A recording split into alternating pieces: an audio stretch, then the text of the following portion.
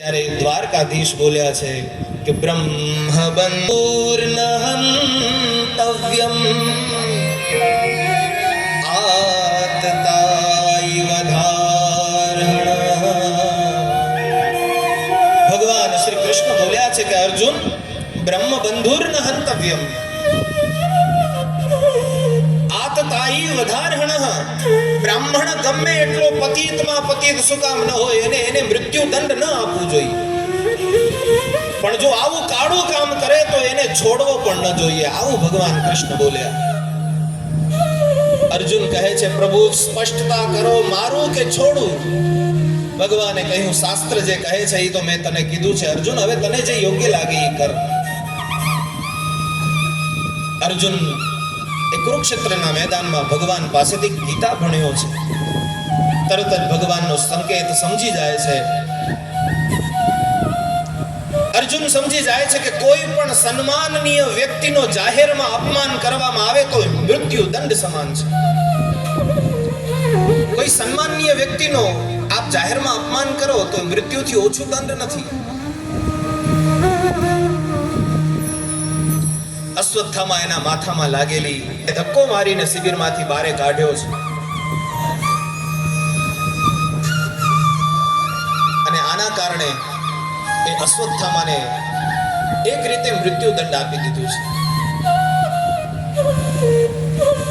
ભગવાન શ્રી કૃષ્ણ અને પાંડવો બધા ભેગા મળી 5 પાંડવોના એ લઈ કથા આપણે થોડી વાર બાદ આપણે એ કથાનો પ્રવાહ આગળ લેશું. હમણાં આપણી પાસે જે મહેમાનો આવ્યા છે આપણે એમને સત્કાર કરીએ. તો આયોજકોને વિનંતી કે આપ આગળનું સંભાળશો. ખૂબ ખૂબ આભાર મહારાજ શ્રી આપનો. મિત્રો, કચ્છનું એક એવું પ્રતિનિધિત્વ આપણી વચ્ચે ઉપસ્થિત છે. કહેવાય છે કે આવડ બાવડ ને બેરી બેઉ કંઢો ને કખ, હલ હોથલ કચ્છ જત માળું સવા લખ. આ સવા લાખેણા પ્રદેશના સવા લાખેણા માણસ એટલે માન્ય શ્રી વિનોદભાઈ ચાવડા સાહેબ આપણી વચ્ચે આજે પોતાનો કિંમતી સમય ફાળવી અને ઉપસ્થિત થયા છે.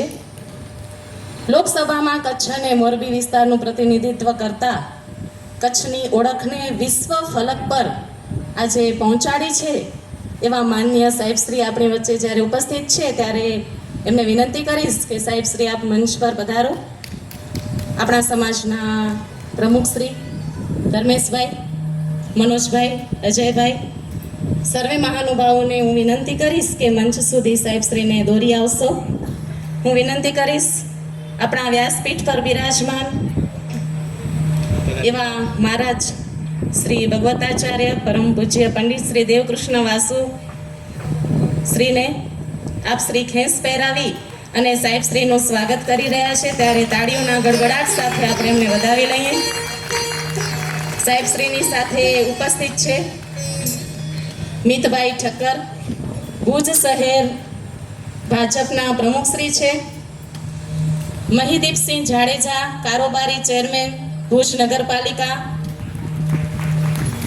સાથે છે ક્રિષ્નાબા જાડેજા. હું જે મહાનુભાવોના નામત્રેથી બોલું છું એમને પણ વિનંતી કરું છું કે આપ પણ મંચ પર ઉપસ્થિત ભગવતાચાર્ય પૂજ્ય પંડિત શ્રી દેવકૃષ્ણ વાસુજીના હસ્તે એ આશીર્વાદ સ્વીકારે.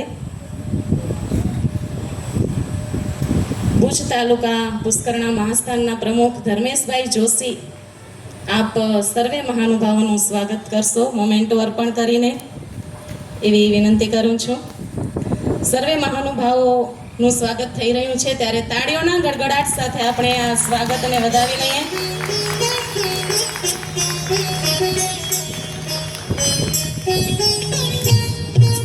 આવેલા અતિથિઓ પોતાનો કિંમતી સમય ફાળવી અને અત્રે ઉપસ્થિત છે ત્યારે પુષ્કરણા સમાજ હૃદયમાં આનંદનો